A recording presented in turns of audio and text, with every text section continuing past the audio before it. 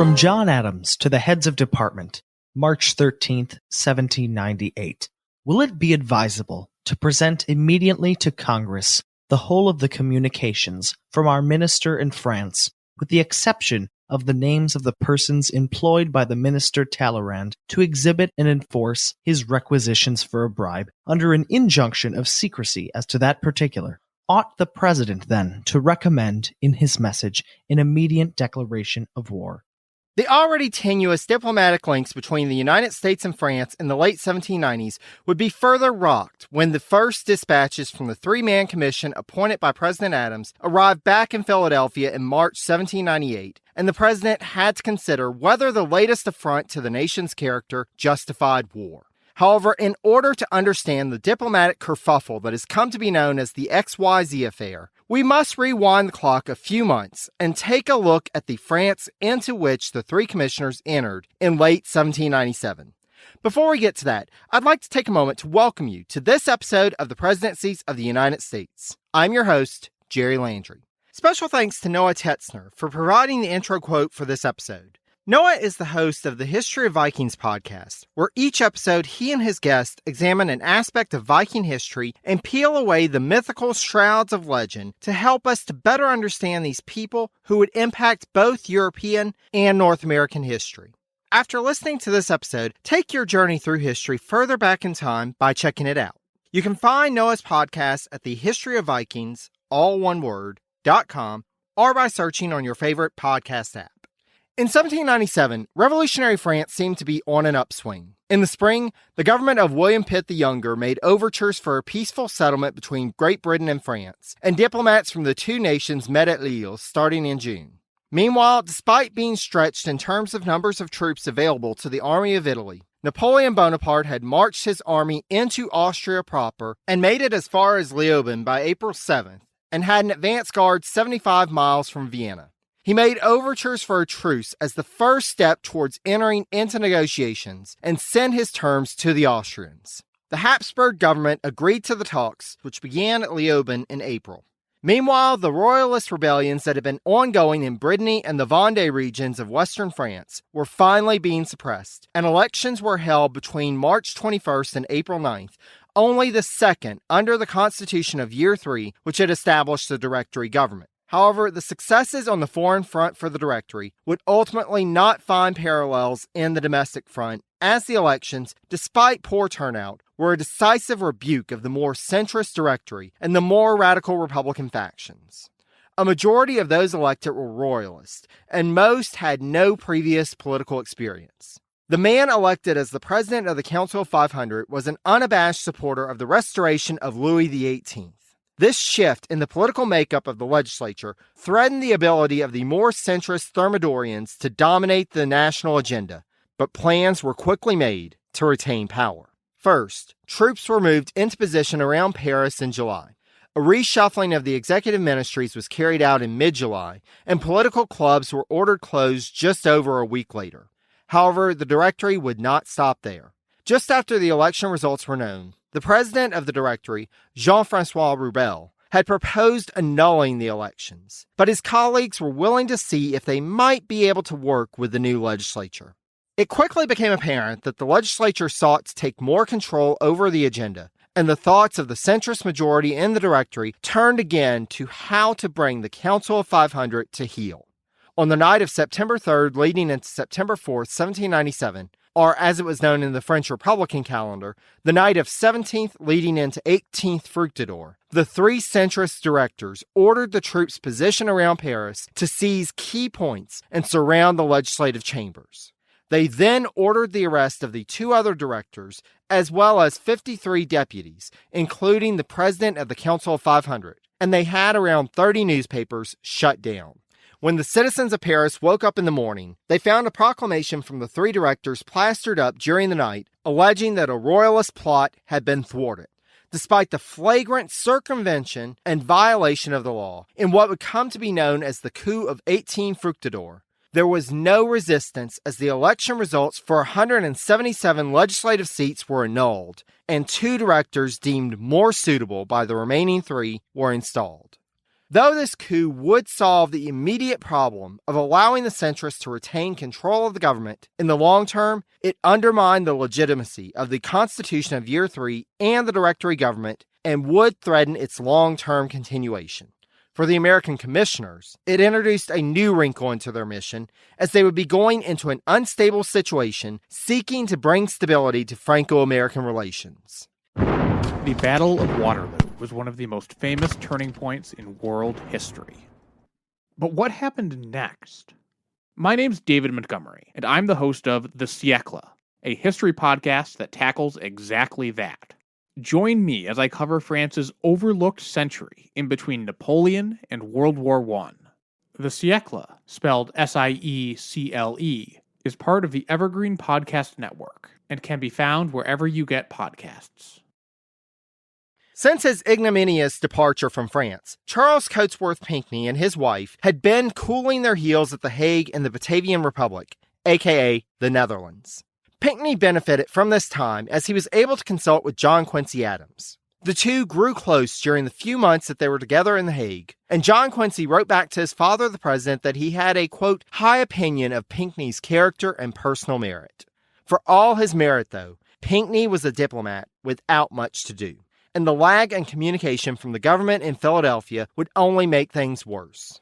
A rumor was put to print in a French newspaper in late April that James Madison had been sent to replace Pinckney and indeed had already arrived in Paris to begin negotiations.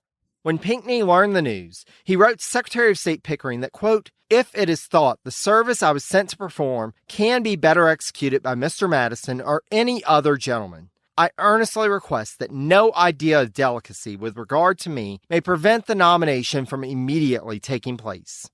Act in this case as the honor and interest of our country requires. As we know, though, Pinckney was not replaced and would be on hand for the arrival of William Vans Murray in June to replace John Quincy at The Hague, then would finally learn about the appointment of the three-man commission of which he was a part in mid-July. Marshall would be the first of his two colleagues to join Pinckney in The Hague in early September. This was the first meeting of the two Southerners, and they quickly formed a friendship that would last through the remainder of their lives. As they strategized while waiting for Gary's arrival, they received news of the coup of 18 Fructidor and reported back on it to the administration, with Marshall asserting that, quote, if this step has really been taken, it is impossible to foresee its results. I am, however, persuaded that foreign nations will derive no benefit from it.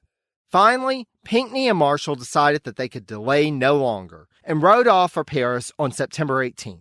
A few days later, Gary arrived in The Hague, where he would receive a letter from Pinckney, who, after learning of Gary's arrival in Europe, sent him instructions on, quote, which roads to travel, the proper bribe that must be paid to get through French customs, and the most satisfactory inns on the route. He also advised Gary, quote, to put a French cockade into his hat before he reached Antwerp, or he would meet with continual interruptions and would be liable to have his passport examined. Besides leading modern readers to wonder how many of these lessons were learned by Pinckney through trial and error, it's also a reminder that the three commissioners were traveling into hostile territory.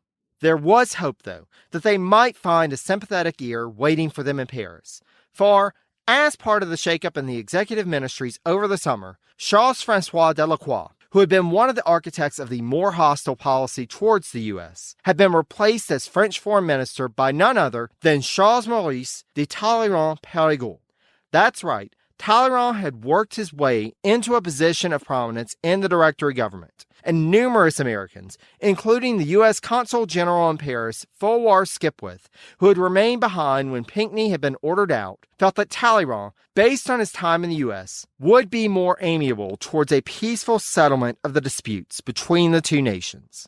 Indeed, Talleyrand has sent letters to several municipal administrators in late July, ordering them, quote, to give the American envoys all help possible on their journey toward Paris.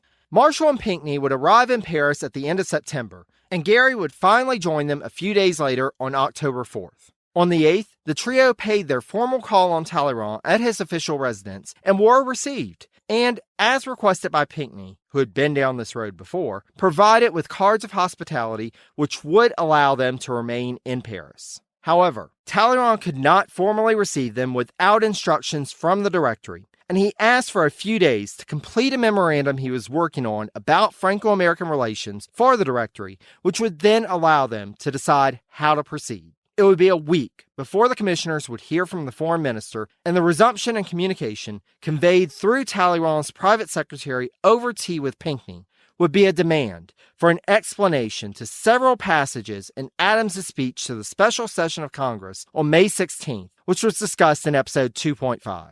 As I noted at the time, the speech came across as rather belligerent for a president who we know was first and foremost seeking a diplomatic resolution. As we now know from having access to the memorandum that Talleyrand prepared for the Directory, the supposed indignation was in fact a tactic meant to ensure, quote, the preventing of a recurrence of such independent assertions of authority by the President of the United States, and to facilitate the negotiation to, quote, proceed rapidly towards what is useful, without obstacles on either side, without ulterior motives, without mistrust. Ultimately, Talleyrand advocated for a restoration of normal relations with the U.S. and, quote, a harmony consistent with the dignity of the Republic, mutual interest, and former treaties. But naturally, the envoys knew none of this. All that they knew is that they were being presented with a demand by an intermediary to explain Adams's critical language before they could move on to address the issues that they had been sent to discuss. The envoys responded by doing, well, nothing. They looked over a copy of the speech and saw nothing worth explaining. But the French Foreign Ministry insisted that an explanation was necessary before the envoys would be formally received for negotiations to begin. Marshall biographer Jean Edward Smith postulates that Talleyrand's strategy was intended, quote, to exert pressure indirectly and to prepare the envoys for a demand for money, a douceur, or sweetener. As we've already noted, in France under the Directory, money talked, and a little grease could get the wheels to moving. This was not an unusual practice, and indeed some of the early American diplomatic agents to France had paid the douceur under the Ancien Regime. Talleyrand, however, was notable in his use of this tool for his personal gain. As noted by historian Alexander de Colm, quote, gold offered Talleyrand a means of strengthening his position with corrupt colleagues and of maintaining a style of living he had known before the Revolution, and beyond what his official salary could support. Through huge commissions, tips, and speculation in stocks, he used his position to enrich himself. No minister, historians have said, was ever more successful than Talleyrand at making money out of his duties. Sure enough, on the evening of October 18th, the first pitch was made. A Swiss financier by the name of Jean-Conrad Oettinger met with Pinckney, the only commissioner who could actually speak French, and Oettinger told Pinckney that the commission would be formally received if they would just disavow certain parts of Adams's speech and make a loan to France, and, oh, by the way, also pay some extra money to Talleyrand towards, quote, the customary distributions in diplomatic affairs. Just to make sure they understood what was being asked, Pinckney set up a second meeting with Oettinger the next day, where he presented Pinckney with a written statement of the demands. Pinckney and Marshall felt that they should immediately end this line of communication. But Gary, concerned that terminating the discussion with Oettinger would lead to war, tried to convince his colleagues to not be so rash. While the three envoys were talking, Oettinger returned with a friend, Pierre Bellamy. Bellamy was a banker, Talleyrand's personal banker, in fact, and repeated the demands from Talleyrand while stressing that Talleyrand still maintained an affection for the United States from his time spent there and wanted help. He just needed the money before he'd use, quote, his good offices with the Directory to move the negotiations forward. And not just a little money. As Bellamy reportedly stated, quote, il faut de l'argent. Il faut beaucoup de l'argent. For those who don't speak Francais, I'll translate. Quote, it will require money. It will require a great deal of money. Marshall pressed the point with Bellamy. Was he saying that if they didn't agree to Talleyrand's demands, they would not be officially received by the Directory?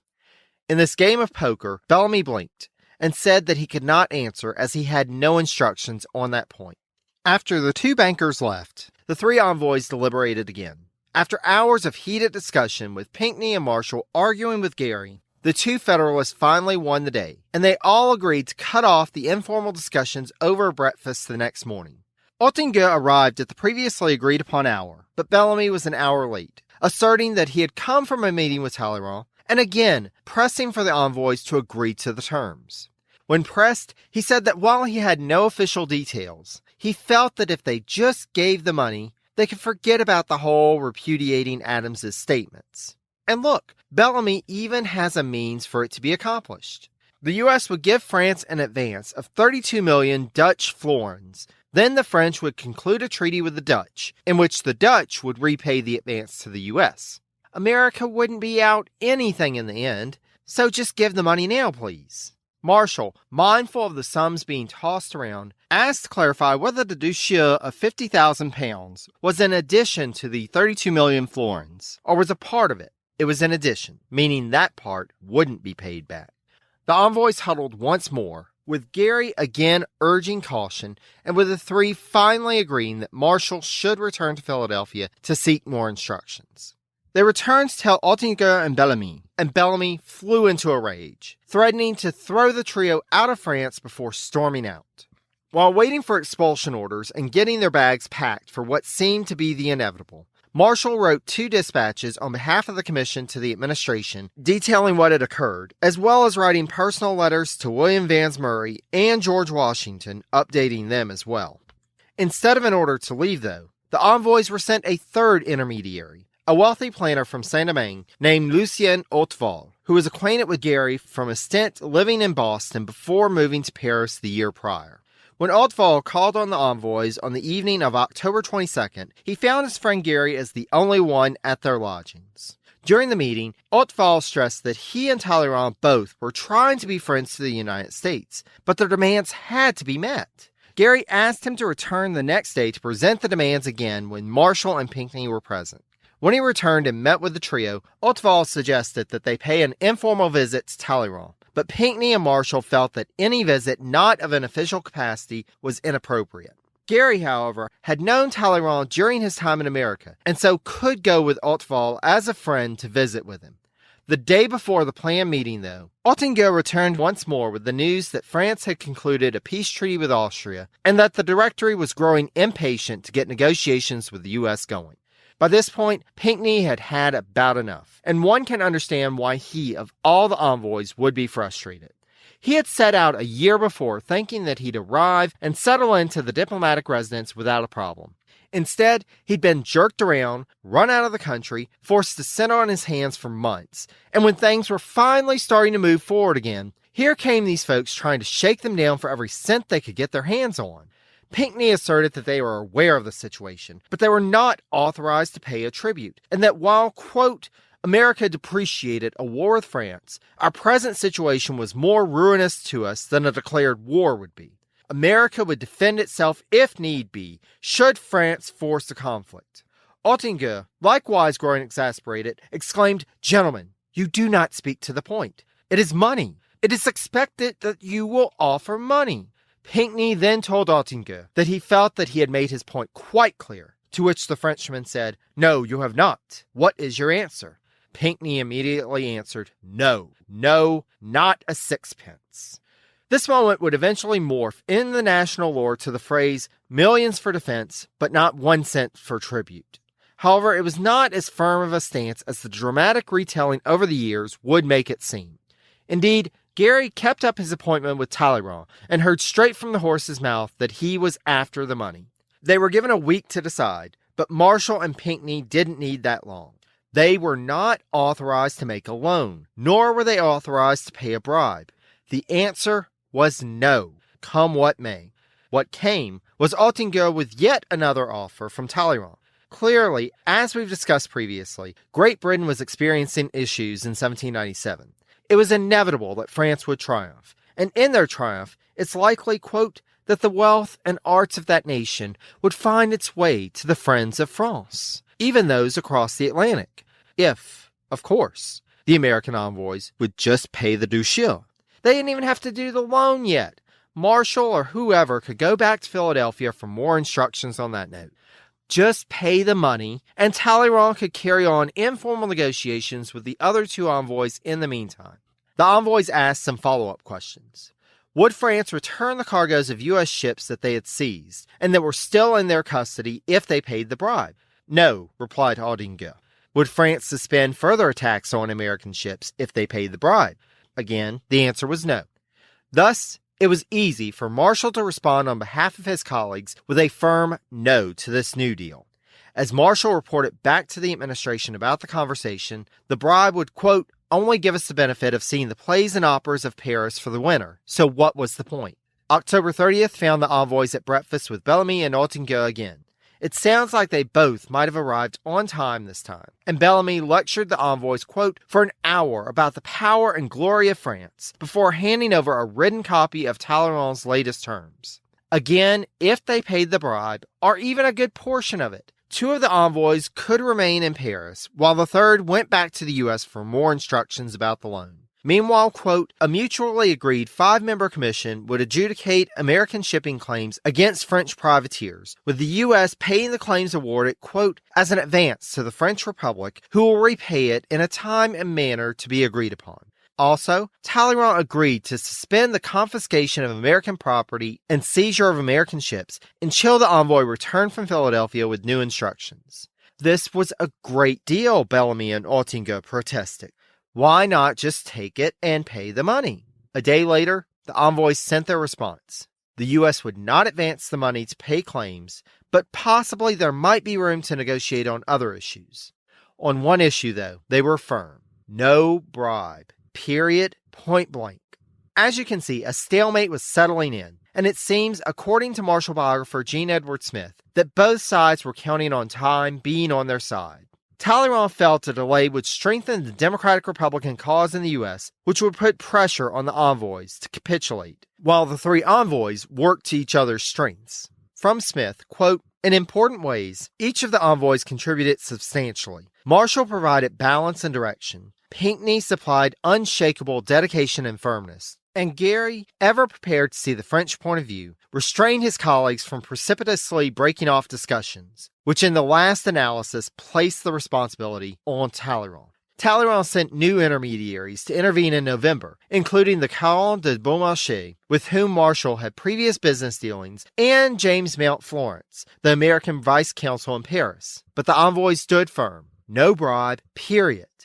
Meanwhile, as fall gave way to winter, the envoys continued to send reports back across the Atlantic, reports that would not reach the capital until the spring of the following year. As the year drew to a close, John Marshall wrote to U.S. Minister of Britain Rufus King about the situation and asked for his advice. It must be remembered that this was the first diplomatic mission for all 3 men, so it is easy to understand why they would consult with King, who had been serving in London for a year and a half. Marshall wrote to King, quote, what ought we to do? We regret the impossibility of consulting our government. We must act upon our own judgments, and our opinion is that we ought not to remain much longer.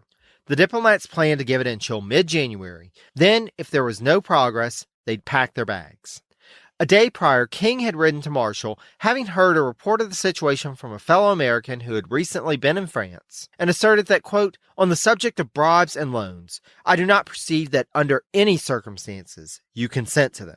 To ransom our country from injustice and power would be to invite dishonor and injury because there can be no guarantee against them.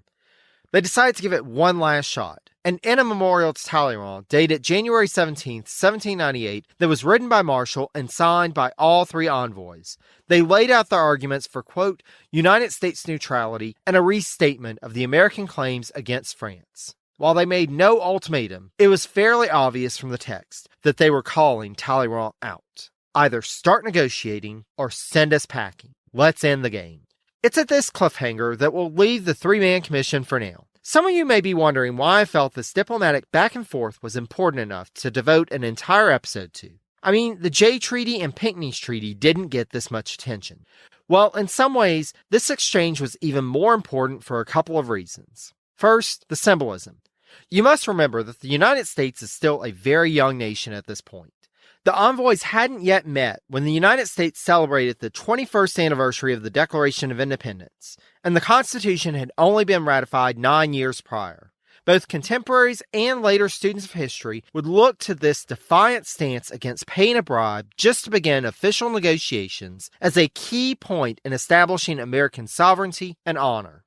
However, in a more immediate sense, once news arrived in the U.S. of this scandal, which would be dubbed the XYZ affair, when the names of Oettinger, Bellamy, and Ottwell were redacted to X, Y, and Z, respectively, in the copies of the envoy's dispatches made public in the spring of 1798, this would cause a seismic shift on the political landscape of America that would impact the remainder of the Adams presidency and beyond.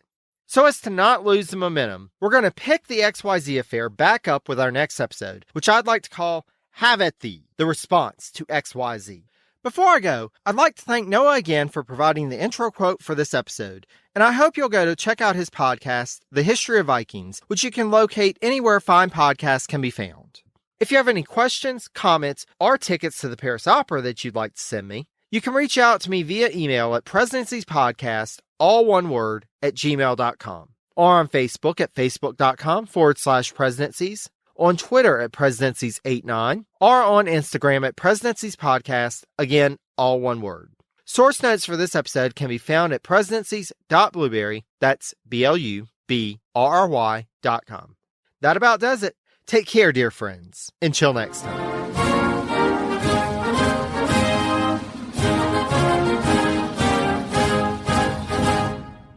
Welcome to Anthology of Heroes, the podcast that explores the most pivotal moments of history through the eyes of those who lived it. In this podcast, we don't spend our time recounting facts and dates. Instead, we follow in the footsteps of national heroes, kings, or ordinary people who lived and breathed the moments that shaped our world. We're not hemmed in by eras, borders, or religions. Instead, we seek out the tales of those who defied the odds and fought passionately for their beliefs. Whether they're right or wrong is up to you to decide. From Vercingetorix's doomed rebellion against Rome, to Osceola's unshakable war against the USA, all the way up to the inspiring Sobibor concentration camp uprising in World War II, each episode is an immersive listening experience, blending music and sound effects to really draw you into the story. Our episodes go for about 45 minutes, making them perfect for your commute, and are crafted using a wealth of historical sources which I list on our website if you want to learn more. I'm the host, Elliot Gates, and I'm thrilled to have you joining me as we uncover history's hidden gems and illuminate the faded pages of our past. Look out for the Anthology of Heroes podcast on Spotify, Apple Music, or anywhere else you get your podcasts from.